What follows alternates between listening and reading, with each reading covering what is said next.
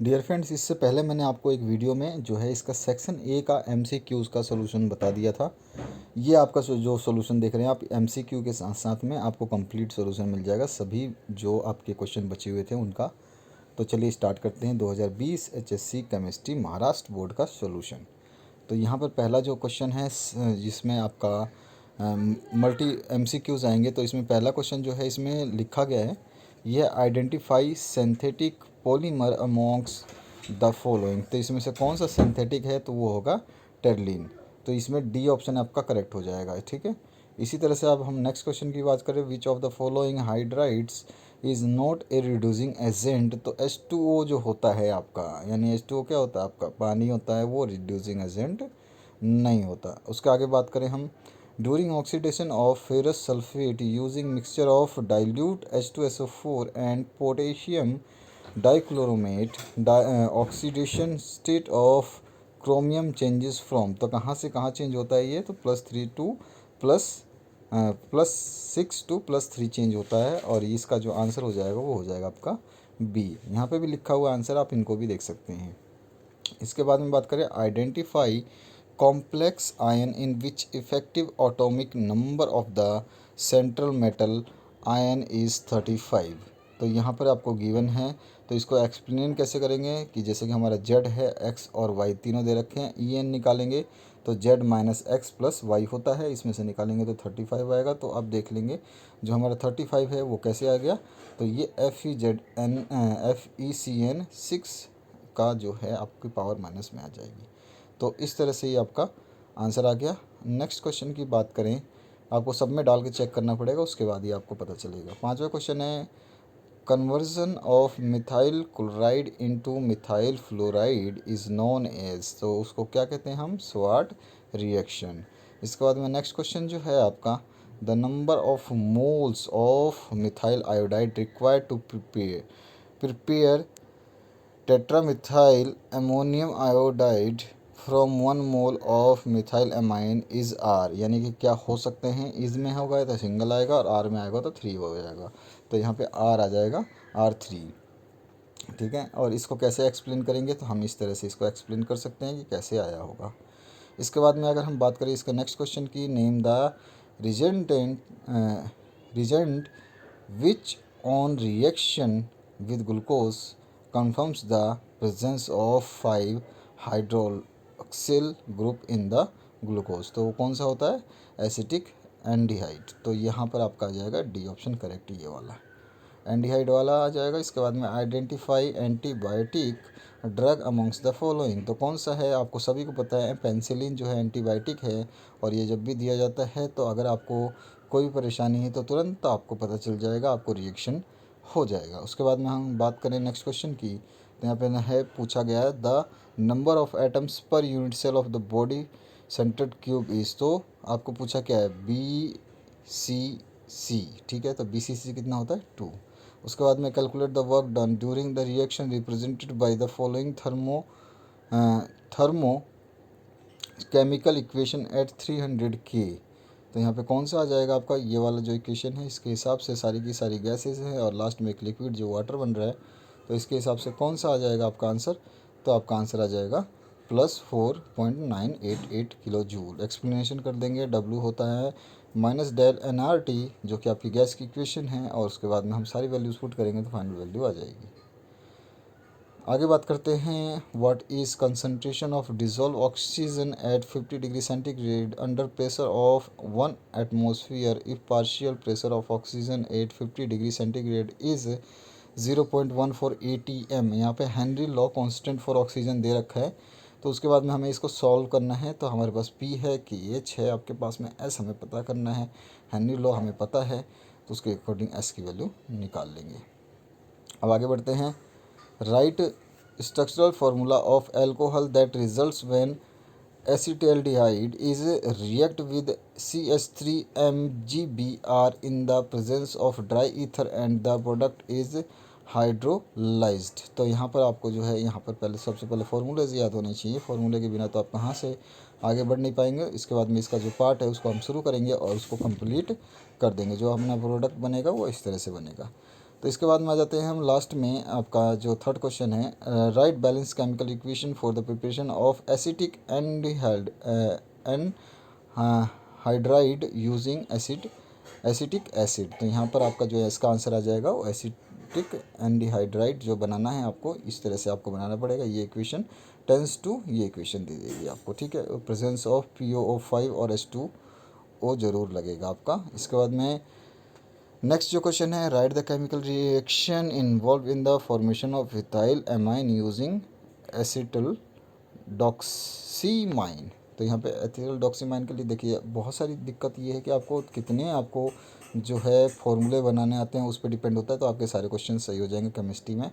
और अगर आप सभी विषय के सॉल्यूशंस देखना चाहते हैं तो डिस्क्रिप्शन बॉक्स में जाइए, वहाँ पर आपके क्वेश्चन पेपर भी हैं, अलग से वीडियो में सॉल्यूशंस भी हैं। जहाँ पे भी सॉल्यूशन होगा वहाँ पे ज़रूर सॉल्व या फुल्ली सॉल्व लिखा होगा या सॉल्यूशन लिखा होगा। आप उसको देखेंगे तो आपको कंफर्म जो है वहाँ पे सॉल्यूशन मिल जाएगा। व्हाट इज़ इलेक्ट्रोमेट्रोलॉजी, तो ये प्रोसेस आपको बताना है, ठीक है। ये आंसर हो जाएगा। इसके बाद में नेक्स्ट जो है, फॉर द रिएक्शन आपको बताना what is the temperature reaction will be spontaneous. तो यहाँ पर ये जो रिएक्शन है इसके बाद में गिवन क्या क्या है वो चीज़ें ले लेंगे और उसके बाद में टी जो है निकाल देंगे और ये बता देंगे हम कौन से जो टेम्परेचर पे है रिएक्शन स्पॉन्टेनियस होगा। उसके बाद में सातवां क्वेश्चन है, the standard EMF of the following cell is 0.463 volt. यहाँ पर जो है कॉपर के साथ में और आपका सिल्वर के साथ में दे रखा है। तो if the standard potential of the Ag electrode is 0.800 volt, what is the standard potential of CU electrode.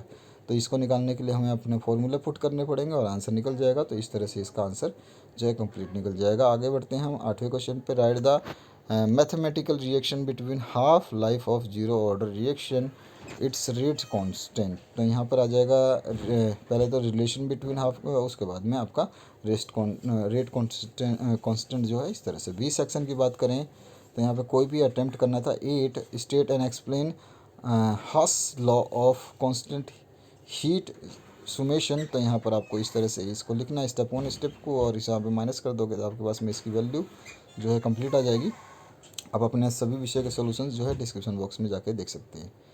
इसके बाद में हम बात करें आपका, write the cell reaction to calculate E0 cell of following electrochemical cell. तो यहाँ पे दे रखा है आपको और इसकी निकालनी है। तो यहाँ पर इस तरह से आपको इसको निकालना पड़ेगा। क्वेश्चन नंबर 4 जो है इस तरह से सॉल्व करना पड़ेगा आपको। पूरी की पूरी इक्वेशन आपको सभी की सभी कंप्लीट लिखनी पड़ेगी, अदरवाइज़ आपका इसका सॉल्यूशन नहीं हो पाएगा। तो आपको इस चीज़ों की प्रैक्टिस करनी होगी। जो आपका पेपर होगा वो किसी भी तरह से बन सकता है और इसका कोई भी आपके पास में जो है ऐसा नहीं है कि आप सोचें कि हाँ नहीं नहीं मैं ये कर लूँगा वो कर लूँगा हो जाएगा, ऐसा नहीं है। आपको आराम से, जब आपने केमिस्ट्री ली है तो आपको पढ़ना पड़ेगा। इसके बाद में आ जाते हैं नेक्स्ट क्वेश्चन, आपको डिफरेंस बताना है मॉलिक्यूलरिटी और रिएक्शन में। तो ऑर्डर और मॉलिक्यूलरिटी दोनों में आपको बताना है, मॉलिक्यूलरिटी ऑफ रिएक्शन और ऑर्डर में।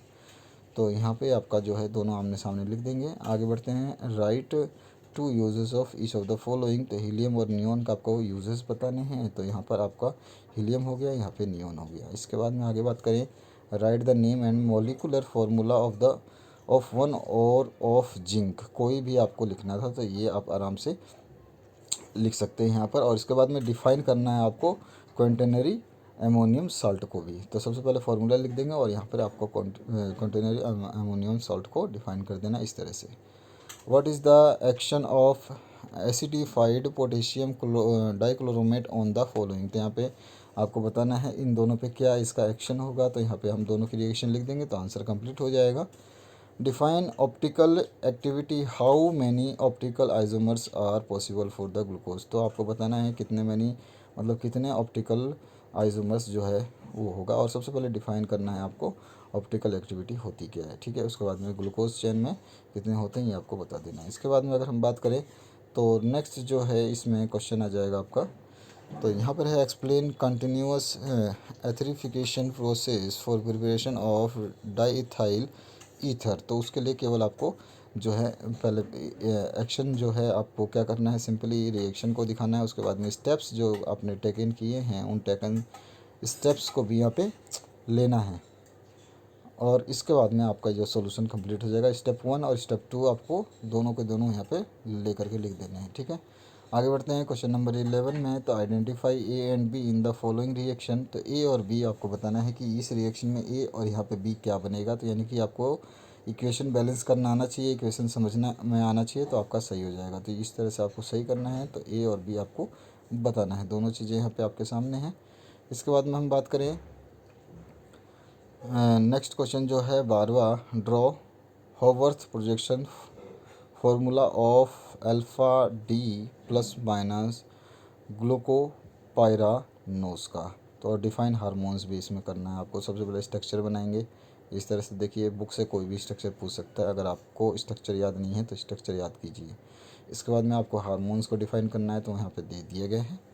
13वां क्वेश्चन जो है इसमें classify the following solids into different types. तो यहाँ पे आपको बताना है पहले सिल्वर आपका P4 डायमंड और NaCl जो है तो सब्सटेंस हो गया और यहाँ पे टाइप हो गया। ठीक है, इस तरह से आपको बता देना है। तो क्वेश्चन को देख करके घबराने की ज़रूरत नहीं है, बहुत आंसर सिंपल है। डिफाइन करना है आपको मोलैलिटी और ऑस्मेटिक प्रेशर को, तो दोनों को आप आराम से डिफाइन कर सकते हैं अगर आपको डेफिनेशन याद है। तो नहीं याद है तो इस तरह से आपको लिखना है। Attempt 8 of the following. तो डिफाइन फ्लक्स और right A note on leaching process. तो सबसे पहले आपको फ्लक्स को डिफाइन करना है और लीचिंग का प्रोसेस जो है उसको आपको इस तरह से बता देना है। तो जो चीज़ें पूछी जाए उसके बारे में ही लिखना है आपको। एक्सेस लिखेंगे तो कोई भी नंबर एक्स्ट्रा नहीं मिलेगा, टाइम वेस्ट होगा, क्वेश्चन आपका छूट जाएगा।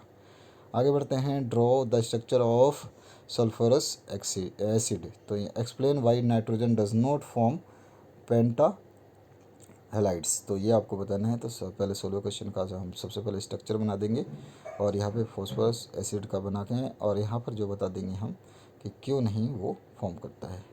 इसके बाद में आ जाते हैं 17 क्वेश्चन पे। Right the general electronic configuration of lanthanoids. तो यहाँ पे जनरल इलेक्ट्रॉनिक कॉन्फ़िगरेशन जो है लेंथेनॉइड का इस तरह से होता है। और उसके बाद में what are most of the compounds of transition metal coloured. तो ये आपको बताना है वाई क्यों होते हैं। तो इसके रीजंस जो हैं आप यहाँ पे अपने हिसाब से ये 4 पॉइंट 3 पॉइंट जो भी आपको सही लगता है उसके हिसाब से लिख देंगे। 18वां क्वेश्चन है calculate the effective atomic number of copper इन। तो यहाँ पे आपको इफेक्टिव एटॉमिक नंबर बताना है और एक्सप्लेन करना है आयोनाइजेशन, आइसोमेरिज्म और coordination compounds with a suitable example. ये दोनों चीज़ें आपको कंप्लीट करनी है। तो इस तरह से पहले तो आपको बताना है। तो ये चीज़ें बता करके इस तरह से आपको देखिए सॉल्यूशन आपको इस तरह से करना है जो आपको बताया गया है, इसमें आपको मिलेंगे फुल मार्क्स। आगे बढ़ते हैं नेक्स्ट क्वेश्चन की तरफ। इसका जो कंप्लीट आपको सॉल्यूशन देना है तो उसमें जो सेकंड पार्ट पूछा था उसको आपको बता देना है। आयोनाइजेशन आइसोमर्स के बारे में वो आपको बताना है। ठीक है, आगे बढ़ते हैं। Write chemical reaction of chlorobenzene with respect to. तो इसमें आपको 3 हैं, इन तीनों के रिस्पेक्ट में करना है। तो सबसे पहले ए ऑप्शन को ले लिया, सल्फोनेशन ऑफ जो है आपका क्लोरोबेंजीन हो जाएगा, फिर एसिटिलेशन हो जाएगा, उसके बाद में नाइट्रेशन हो जाएगा। तो सबसे पहले इस तरह से आपका पहला हो जाएगा। बी वाला पार्ट जो है इस तरह से आपका होगा और सी वाला जो पार्ट है वो इस तरह से होगा। तो ये कंप्लीट आपका सॉल्यूशन इस तरह से आपको करना होगा एग्जाम में अगर ऐसा क्वेश्चन आता है तो।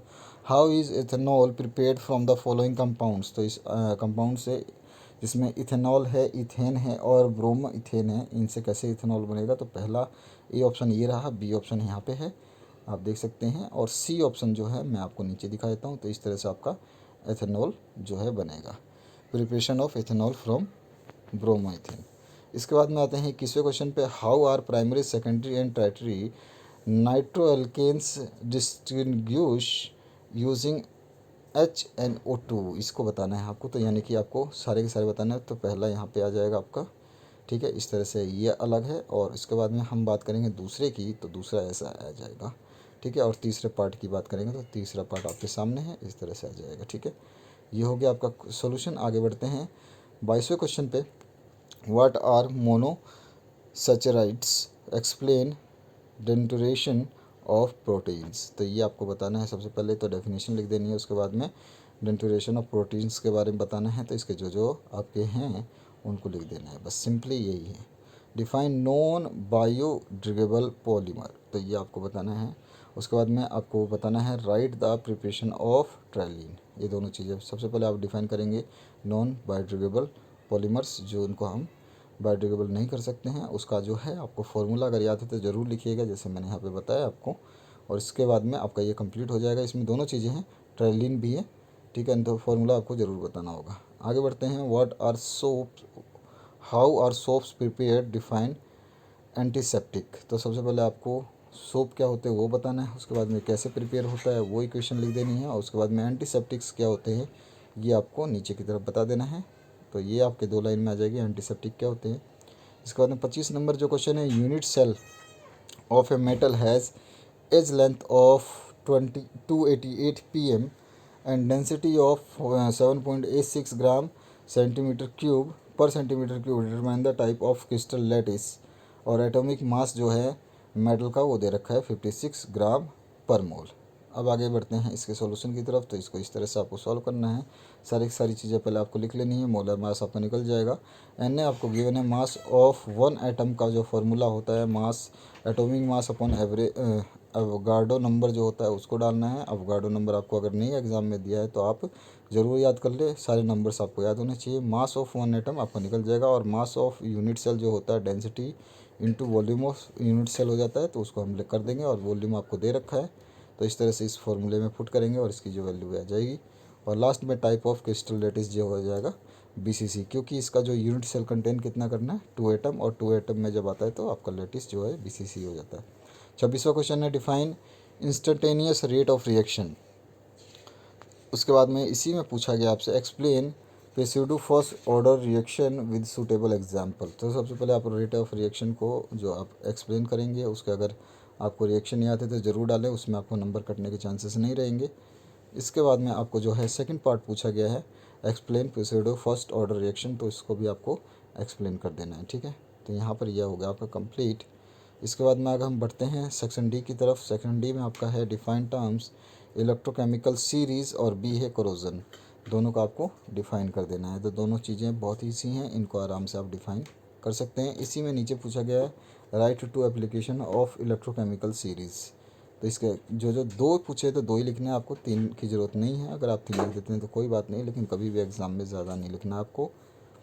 28वां क्वेश्चन है, एक्सप्लेन इंटर हेलोजन कंपाउंड्स। तो इसमें आपका ये तो सबसे पहले एक्सप्लेन करना है। उसके नीचे how is oxygen prepared from the following compounds. तो इस कंपाउंड से और इस कंपाउंड से ऑक्सीजन कैसे बनेगा, इसका हम रिएक्शन दे देंगे, ठीक है। तो सबसे पहले हेलोजन्स कम्बिनेशन जो है वो उसको बता देंगे। उसके बाद में प्रिपरेशन ऑफ ऑक्सीजन बता देंगे पहले कंपाउंड से, और दूसरे कंपाउंड से भी यहाँ पे बता देंगे। यहाँ पे इसको बी कर लेना आपको। आगे बढ़ते हैं। 29 नंबर क्वेश्चन जो है, explain mechanism of aldol addition reaction. तो और उसके बाद में इसी में पूछा गया है, mention 2 uses of carbolic acid. तो सबसे पहले एल्डिहाइड्स के साथ में होता है इसका, तो ये आपको एल्डोल का बता देना है फॉर्मेशन। और उसके बाद में अगर आपको रिएक्शन याद है तो बेटर है, अगर नहीं है तो आपको रिएक्शन याद रखनी है। उसके बाद में आपका जो छोटा सा पार्ट जो बचा है वो उसको कंप्लीट इसमें कर देना है, ठीक है, जो सेकंड पार्ट पूछा गया है उसमें। अब इसके बाद में आ जाते हैं एप्लीकेशन जो है आपका, वो आप जनरली कोई भी 2 लिख सकते हैं जो भी आपसे पूछा जाए। तो यूज़ इन फूड एडिटिव्स और use in production of polymers. इसके बाद में 30वां जो क्वेश्चन है, इसमें पूछा गया आपसे, define the mathematical expression between molar mass of a non volatile solute and evaluation of boiling point. उसके बाद में इसका जो आंसर आप इस तरह से लिखोगे, we know that evolution in the boiling point is given by, इसका इक्वेशन लिखोगे, उसको कंप्लीट करोगे। मास ऑफ सॉल्वेंट आपको आते हैं, मोलरिटी आपको याद होगा, तो इस तरह से मोलरिटी लिख देनी। इक्वेशन दोनों कंपेयर कर देंगे। उसके बाद में वैन हॉफ्स एवोगाड्रो नंबर या लॉ जो होता है उसको हम दिखा देंगे यहाँ पे, और इसके बाद में आपका ये सोल्यूशन है कंप्लीट हो जाएगा। इसके बाद में हम बढ़ेंगे आगे नेक्स्ट क्वेश्चन की तरफ से, जिसमें आपको पूछा गया है डिफ़ाइन करना है, यानी कि डेफिनेशन देना है, जिसमें रिवर्सिबल रिएक्शन है और स्टैंडर्ड एंथैल्पी ऑफ कंबंशन है। उसके बाद में इसी में आपसे पूछा है, calculate the enthalpy changes for the reaction, इसके लिए। और इसमें जो बॉन्ड एंथैल्पीज़ है वो दे रखी है। तो फटाफट हम इसके बॉन्ड और एंथैल्पी वाला जो क्वेश्चन है उसको हम टेबल बना के सॉल्व करेंगे। सबसे पहले आपको दोनों डेफिनेशन जो है रिवर्सिबल रिएक्शन की और स्टैंडर्ड एंथैल्पी ऑफ कंबंशन वो बताना है, वो दोनों को हम लिख देंगे। इसके बाद में इसकी टेबल को हम जो है बनाएंगे, और इसके बाद में इसका डेल एच जो है चेंज हो रहा है उसको हम निकाल लेंगे, जिसका फॉर्मूला हमें पता होता है, और फॉर्मूला आपको याद भी होना चाहिए। इसके बाद में हम बात करें तो ये आपका जो है पूरा सोल्यूशन यहाँ पे कंप्लीट हो गया। और इसके बाद में आपके जितने भी सॉल्यूशंस हैं, जितने भी सब्जेक्ट हैं, उन सभी को इसी वीडियो के प्लेलिस्ट में डाल दिया गया है, आप उसको चेक कर सकते हैं। Thank you very much for watching this video. क्या बोल रही है?